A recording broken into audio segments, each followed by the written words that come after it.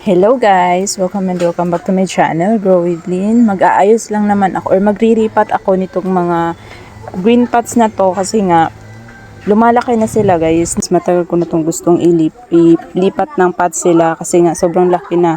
Tsaka feel ko, gaya nito nagre-reklamo na siya sa kanyang pot.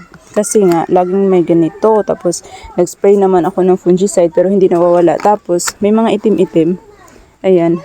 Feel ko kulang siya ng water or yung roots ba niya nag-root bound na kaya nagkakaroon siya ng mga black. Ito din kulang ata to ng water din. Pumangit na si baby's finger. Mas lalo na ito, si Giant Firestorm to guys. Hindi ganoon ka makulay dahil yung pinaglagyan ko sa kanya ay hindi naman naiinitan ng masyado. Natutumba kasi to. Ayan hindi na niya talaga kaya yung kanyang pot. Ay, yung plant. Hindi na kaya nung pot. Baliktad pa tuloy. So, yan. Kailangan na talaga niyang ilipat. Grabe naman din talaga to sa haba, Wala na. Large pot na nga kailangan nito. Isang lang to guys, isang puno lang. Ang bilis niyang lumaki. At saka mataba pa rin naman siya kahit na mas maliit yung pot para sa kanya. Pagka ilipat ko na to, siguro ilagay ko to doon sa labas, sa gilid ng kalsada para gumanda yung kulay. Gaya nung isang firestorm ko na yung maliliit lang na dahon ng firestorm. Yung ganoong type. Tapos ito, si Garnet Lotus.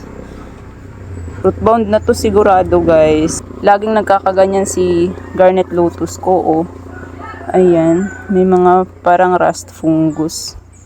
Pero buhay pa naman siya guys. Pang ilang Garnet Lotus ko na ito. Pangalawa or pangatlo. Pero in fairness naman dito, nabuhay ko siya. At humaba.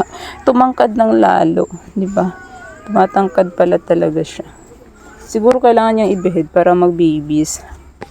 Parang magkasing klase sila ng plant nito. Ayan, yung ganyan. Pagoda. White pagoda ba to? Kasi meron din siyang mga ganyan, mga parang rust na fungus. Diba? Pareha din sila, mabuhok. Parang same type lang sila. Meron pa din ata akong isang type ng ganito, or yun, mga kamag-anak nila. Ganyan din, nagra-rust fungus. So, itatanim ko na sila, tapos pakita ko na lang sa inyo later yung finish na gawa natin.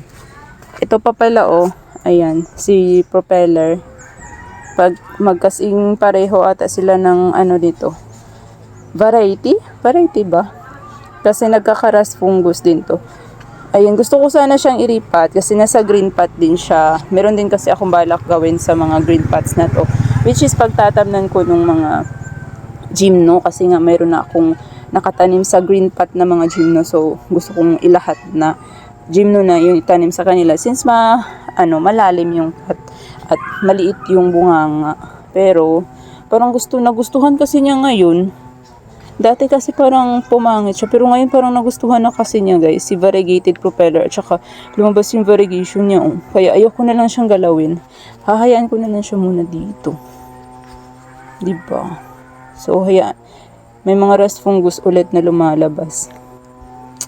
Kailangan nila ng spray. Pero wala akong pang spray ng ganun Rust fungus. Hello guys! Gumabi na kahapon nung natapos ko kaya hindi ko na binidyohan. Hindi ko na napakita sa inyo yung mga napat ko. Asa na ba yun? Ito, yun si Black Swan na grapto. Ewan, anong grapto siya. Tapos ito na yung baby's finger. Hindi ko alam kung mabuhay ba siya guys. So hahayaan na lang natin yan siya dyan. Tapos, galing ito sa ROS. Pink Ticora? Hindi naman Pink Ticora. Basta, free yan siya ni ma'am sa akin. Propa ko siya. Tapos, binehead ko yung bottom part niya andun sa tabi. Naka-shaded. Tapos, hindi ko alam kung magdahon ba yun kasi walang dahon na natira dun. So, tingnan lang natin. Ito, nilagay ko pala dito. Si Blade Runner. Alam niyo ba, hindi na ako madalas nagva-vlog, nakakalimutan ko yung mga pangalan ng mga succulents ko guys.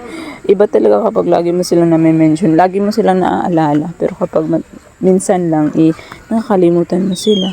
Ito, si Garnet Lotus. Ayan. Malaki yung pot niya. So, sana umokay siya dito. Tapos, sino pa ba? Yan pala, nilipat ko din. Si Jinjuhe. Galingin siya kay Succulent de Amore. Ayan. Sino pa ba? Eto, si Blood Moon. Yung binihead ko doon sa kabila, sa mga square, rectangular pots ko. Yan na yun siya. Yung isa nasa small pot. Ito. Aray. Ayan. Mas maliit kasi siya. Kaya dyan siya. Ito naman nasira na Melaco acroma. Nasira yung stem niya, guys. Nag-dry out. So, nilagay ko na lang siya sa smaller na pot. Ito din si Coliseum. Yan. Nilagay ko siya dito sa shallow pot na malapad. Kasi malapad din naman siya. Tapos, nandito yung ayan. Hindi ko pa siya nilagay doon sa labas kasi nga umuulan-ulan. Hayaan ko muna siya dito siguro 1 week. Pwede na yan siya. Si Giant Firestorm. Ayan. Marami itong dahon. Nandito oh. Ayan mga dahon. Dami kong ropa na naman. Kung mag-succeed. So, sino pa ba? Ito pala si Laun. Ayan. Nahulog. Kaya nilipat ko na lang siya sa ibang pot. Ayos ko lang. Tapos meron pa dito. Ayan. Ito na yung sigutatum ko. Nilipat ko rin siya. Diba? Rotonda din kasi to. Ng bongga. Tapos, ayan. Inalis ko doon sa sabitan ko sa taas. Kasi nasisira siya. Hindi ko masyado nadidiligan. Kinulang siya ng tubig. Sino pa ba yung naripat ko? At ang bilis kong nakalimutan. Yun lang naman ata, guys. Pati yan. Ayan. Tinanim ko na siya dyan. So, sana. Wala pa yung meron na siyang roots pala. Kunti lang. So, yun lang guys for today's video. And see you on the next one. Keep growing.